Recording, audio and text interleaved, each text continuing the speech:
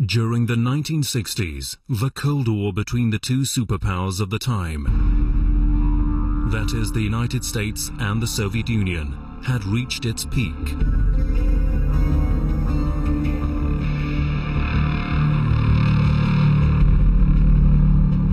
In order to attack possible targets in various parts of the world, the United States had positioned numerous advanced aircraft carriers in the world's seas. And the Soviet Union had equipped its long-range bomber aircraft with anti-ship cruise missiles, so they would attack the aircraft carriers in case of a conflict. The fighter planes US Army strategists had placed on the aircraft carriers had to be able to target the Soviet Union's bombers from a very long distance. This idea led to the designing and manufacturing of the F-14 aircraft. The first prototype of the F-14 was shown in 1970, and the plane came into service in the US Navy 4 years later. With its sophisticated radar, the F-14 was able to identify and track 24 targets at a 250-kilometer distance and simultaneously attack 6 of them with air-to-air Phoenix missiles. The long-range missile could shoot down the enemy's airplane from 112 kilometers away in ideal conditions. The ties between Mohammad Reza Shah Pahlavi and the United States were at its best in the 1970s. And the two countries were strategic allies. The Soviet Union, which was worried by the close cooperation between the Iranian and American armies, flew the reconnaissance aircraft MiG-25 over Iran to take photos of Iranian military bases. Iran's existing fighter planes and anti-air defense could not stop the MiG-25 planes. The Shah informed the Americans, and a contract was signed for the sale of 80 F-14s to Iran. Therefore, Iran became the only country to possess the sophisticated aircraft after the US Navy. When demonstrations of the Iranian people against the Pahlavi regime became more serious in 1978, the American trainers and technical advisors left Iran. Military ties and contracts between Iran and the United States were nullified, and the provision of F-14 spare parts to Iran stopped. A year and a half after the victory of the revolution, the Iraqi regime of Saddam Hussein prepares to launch an extensive offensive against Iran. Many believe that the F-14 fleet of Iran has been grounded forever after the departure of the Americans.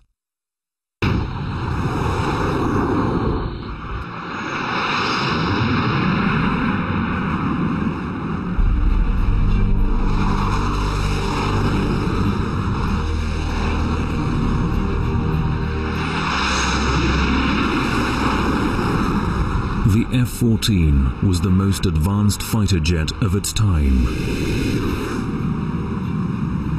It still is one of the most expensive ones.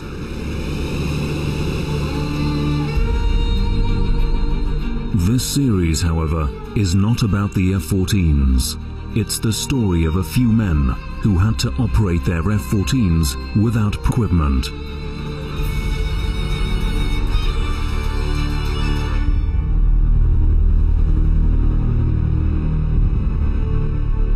Challenging the odds, they turned their aircraft into Iraq's worst nightmare.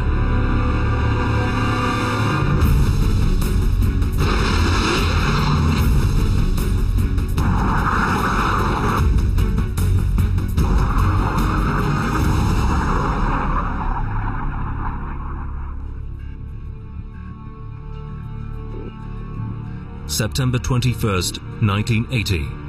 2 p.m.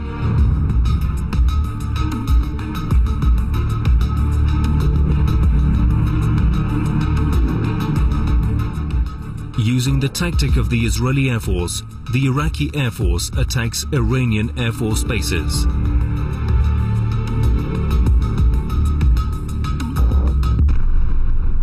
Despite sanctions and organizational problems after the revolution, the F-14s from Shiraz Air Base fly over Khark Island in the afternoon of the same day to prevent the probable attack by Iraq.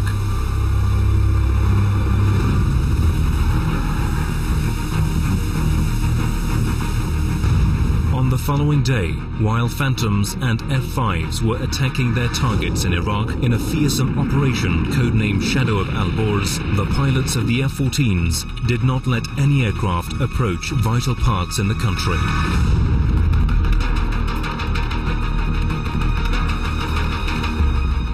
Iraq's attack has a humiliating result. According to the evidence and documents, the first Iraqi aerial invasion happened in April 1979 in Bahramabad Customs of Mehran. However, the Iraqi activities began in mid-April 1980 in Khuzestan. Gendarme stations in Khuzestan reported that during the night, Iraqi helicopters carried weapons and ammunition to rebels who fought the Islamic Republic. The Joint Chiefs of Staff orders the Air Force to stop such activities by aerial coverage.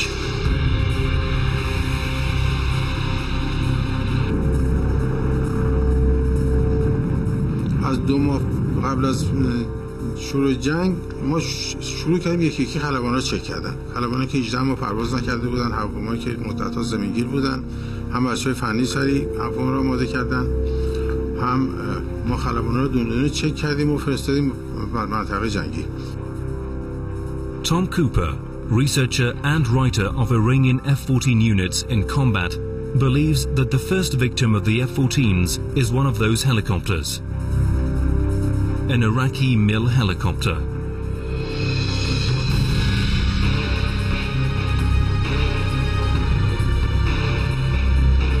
In the summer of 1980, the Iraqi army shells Iranian border stations with mortars, fights the Iranian border guards directly, and bombs the scattered forces of the 92nd Armored Division positioned on the border.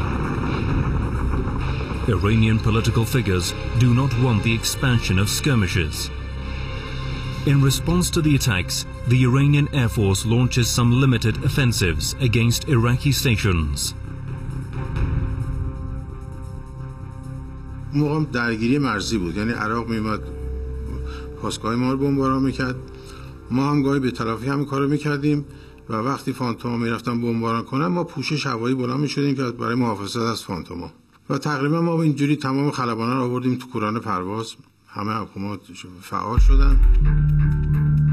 The first confirmed hit by Iranian F-14s was done by pilots Atayi and Pashapour in September 1980 during these offensives. در یکی از این پروازها که 19/6 بود ما پوشش فانتوما بودیم، فانتوما ماموریتشون انجام دادن، برگشت بودم، کابین عقبم سلطان پاشاپور بود، من سرگرد بودم موقع و جناب سرگرد رستمی بود که بعد تیمسار رستمی و رئیس ستاد شدن، ایشون بود. کابین عقبشون الان یادم نیست واقعا کی بود. رادار اعلام کرد که یه فروند هواپیمای عراقی داره به مرز نزدیک میشه، شما درگیر میشید باش.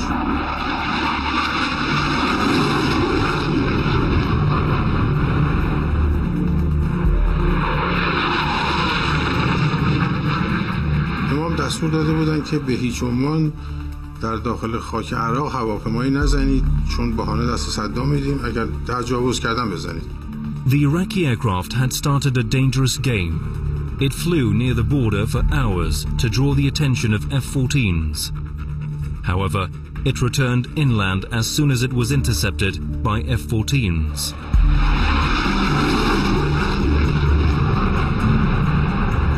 Flying towards Isfahan Air Base, Atayi decides to land in Desful Air Base to refuel. من به رادار گفتم من میرم طرف دسفول، میشینم دسفول.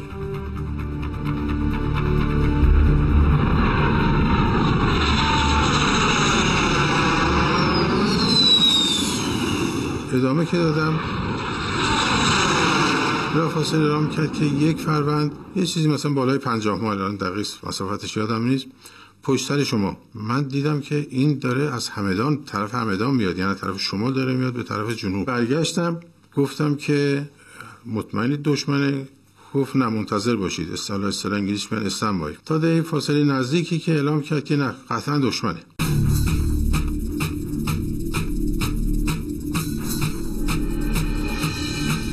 و ما اصلا فکر نمی‌کردیم، چون تا اون روز اصلا عراق جرئت نمی‌کرد وارد خاک ما بشه. من به پاشاپور گفتم پاشاپور بزن. به من تعارف کرد، گفتم مطل نکن بزن.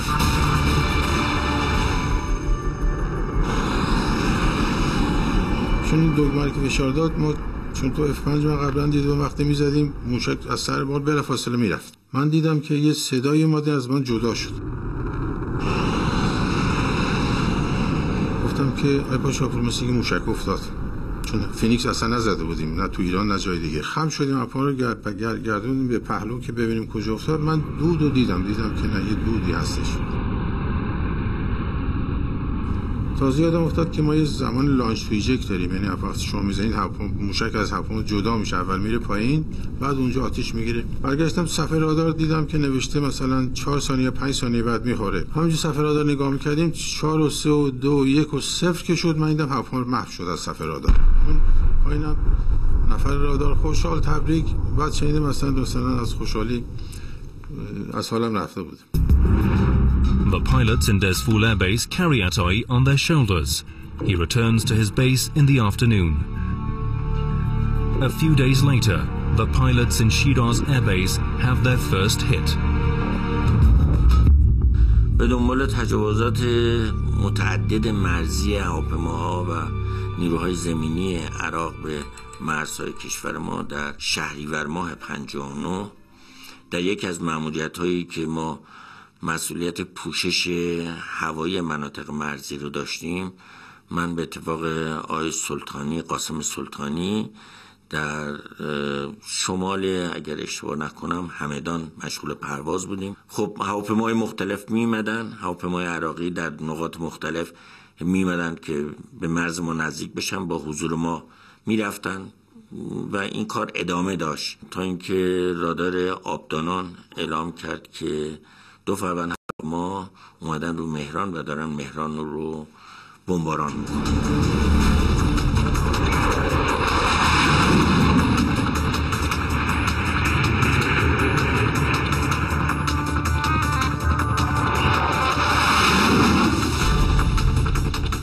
سری ما رو از منطقه که بودیم فراخوند به طرف مهران و ما اومدیم به طرف مهران.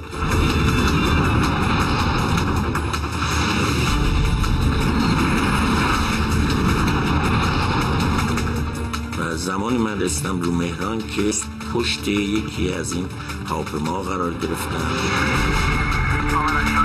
که داشت میرفت برای زدن بمب بعدیش.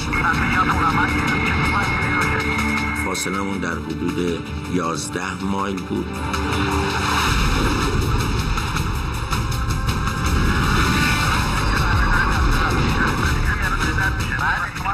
موقعیتی بود که من سرعتم بالاتر از سرعت اون بود، حدود 220 نات. سرعت من بیشتر از سرعتی که بود اون داشت و اوورتیک داشتم.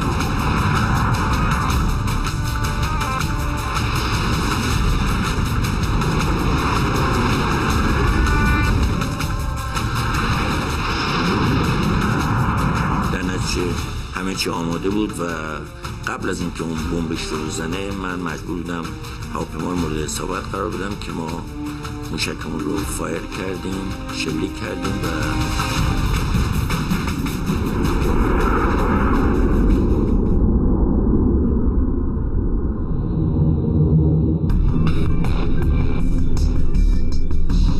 AIM-54 Phoenix is a powerful air-to-air missile guided by the radar of the F-14.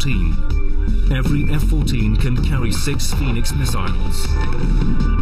Its range in ideal conditions of launching is 112 kilometers. However, in order to make sure it hit the target, Iranian pilots would launch it mostly at 40 to 50 kilometers from the target.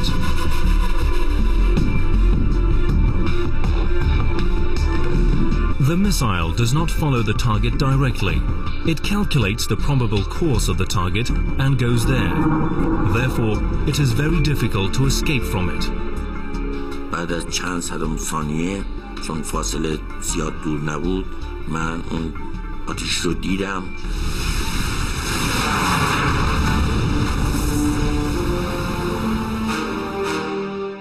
دستگاه کرمانشاه، یکی از خلبان F5 بود که مسئول دست بود در اونجا، اطلاع داد که لاشه هواپیما رو پیدا. This is one of the few occasions during the war that F-14 pilots launched a Phoenix to chase the enemy's fighters. Although destroying the enemy's aircraft is the ultimate success for a fighter plane, the first duty of the pilot is to prevent the enemy's mission. This will preserve their own facilities and troops, and will also inflict the high cost of flight and abandon bombs on the enemy. F-14 pilots try to force Iraqi pilots to flee. Khalili is one of the pilots who have prevented the mission of Iraqi pilots.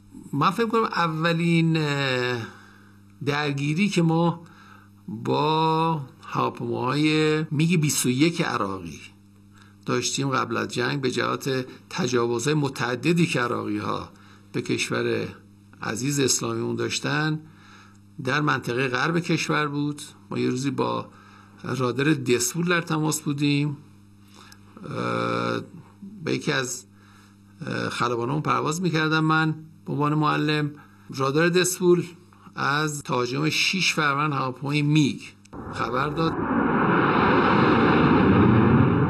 البته ما اون زمان هنوز قابلیت‌های موشکیمون مثل قابلیت‌هایی که حدود 6 ماه بعد از جنگ تحمیلی مهندسین ما عزیزان ما فراهم کردن رو هواپیمای F-14 اون موقع نداشتیم. موشک‌های حرارتی رو موقع هنوز رو هواپیما ما نتونسته بودیم نصب کنیم.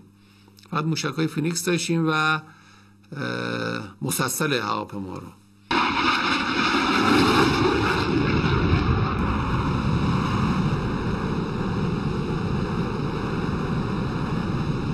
من یادم میاد که در ارتفاع در حقیقت 3000 پایی با 6 فروند میگه 21 که تقریبا با فاصله های 100 متر و 200 متر سمت غرب در پرواز بودن درگیر شدیم.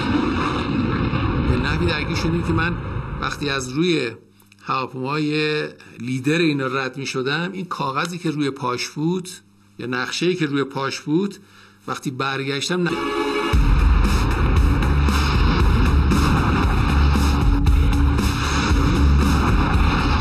شاید مثلا به فاصله 3-4 متر تاکتیکایی داشتیم نام VID پس. همین حرکتی که بالا سر این لید میگه 21 انجام دادیم فکر کنم دسته 6 فروندی رو ریخت به هم. هیچ چیزی حدود شاید ما نزدیک 30 تا 35 ثانیه با اینا درگیر شدیم. ما موشک حرارتی نداشتیم، فقط مسلسل بود. ولی خب یکی از اهداف ما در به اصطلاح به عنوان خلبانای F-14 در دوران دفاع مقدس جلوگیری کردن از تهاجم و توقف هواپیمای مهاجم عراقی بود. The world record of the longest flight in a fighter belongs to Khalili.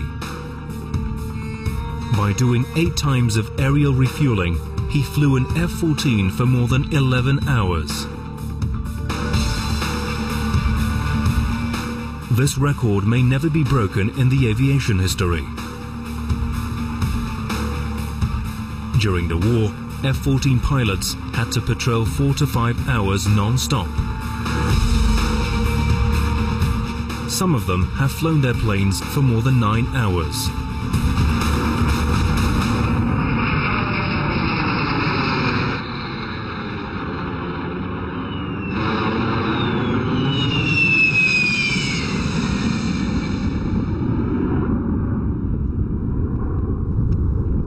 The Iranian pilots of F-14s also held the record of shooting down 3 aircraft with 1 missile.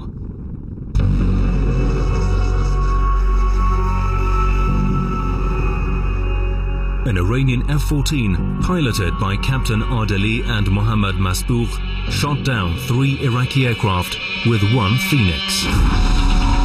A few days after the war started, it was probably around 9:30 at night, which we took off, toward our patrol area. ساعت 9:30 یادم از پایگاه بلند شدیم و وارد منطقه شدیم به سمت همون جزیره خارک.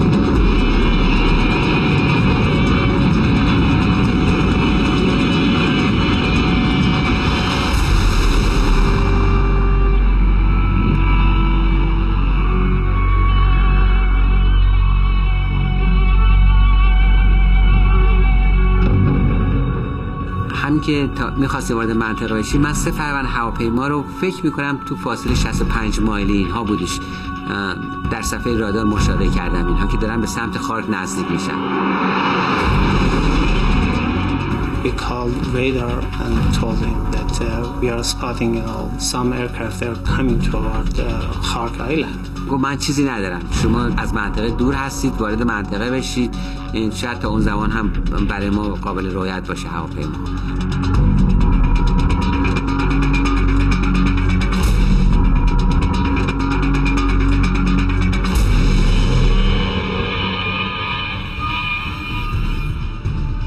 اول 1 فروند هواپیما به نظرم اومد، بعد که فاصله اون نزدیک شد به صورت 2 فروند و بعد به صورت 3 فروند که خیلی کلوز به هم نزدیک به هم پرواز می‌کردن روی صفحه رادار مشاهده کردم. So we start continuing accelerating toward the area, actually getting closer to their flight path. So if we have to fire a missile, we could be as minimum as distance to the flight path. And finally the radar replied, if we don't have anything in the area, just if you have it, just shoot them down.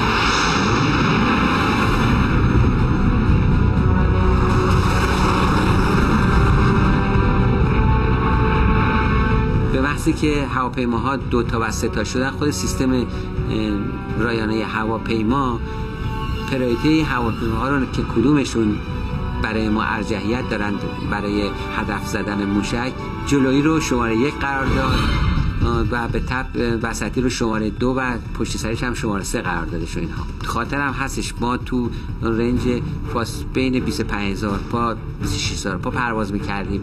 عدد 3 رو در کنار اون هواپیما من درست یادمه، مخصوصا اولی یادمه 3 رو گذاشته بود که ارتفاع هواپیما باید بالاتر از 30000 پا اونا پرواز می‌کردن که داشتن می‌آمدن به سمت منطقه. So we continue to the range that it was an optimum range for the missile to shoot the airplane. We were above 20,000 feet and they were flying really low. Even though it was night, they were flying probably about 1,000 feet or 2,000 feet, between 1,000 and 2,000. من به جناب آدلی گفتم اگه بخوایم این هواپیما رو بزنیم، من میگم وسطیشو بزنیم. اگه ما وسطی رو بزنیم با این نزدیکی که اینا اگه 3 فروند باشن دارن به هم نزدیک پرواز میکنن، احتمالاً اصابت وسطی و به حساب عملکرد وارد موشک فینیکس باعث میشه که اون 2 فروند دیگه هم مورد اصابت یا آسیب پذیری قرار بگیره. به واسطه که موشک از هواپیما جدا شد، خب کانتر به حساب زمان از دست دادن موشک که از داره دور میشه از هواپیما روی صفحه رادار مشخص شد و به وقتی که سرو شد من دیگه چیزی از اون ایندیکیشنایی که از هدف روی صفحه رادار داشتم دیگه روی صفحه رادار مشاهده نکردم.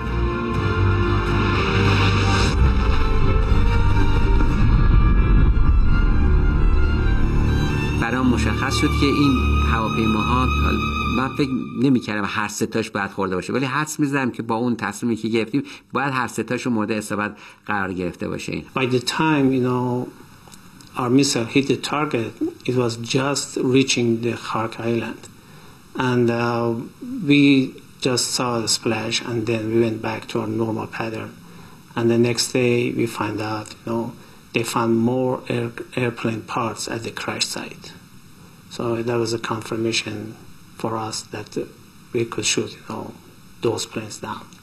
و لاشه‌های هر 3 فروند هواپیما روی جزیره خارک بعداً توسط پدافند تایید شد که 3 فروند توسط 1 فروند موشک مورد اصابت قرار گرفته شد.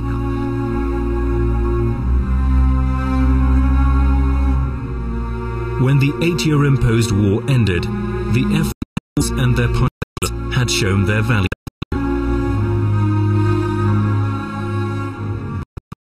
F-14 radar lock prevented thousands of Iraqi aerial missions. There are no precise statistics on the number of engagements resulting in the crash of Iraqi aircraft. Some Western sources state that 250 Iraqi aircraft were shot down by F-14s, but the Air Force has not confirmed that. Seemingly, the West has exaggerated about the ability of the aircraft and the Phoenix missile for propaganda purposes.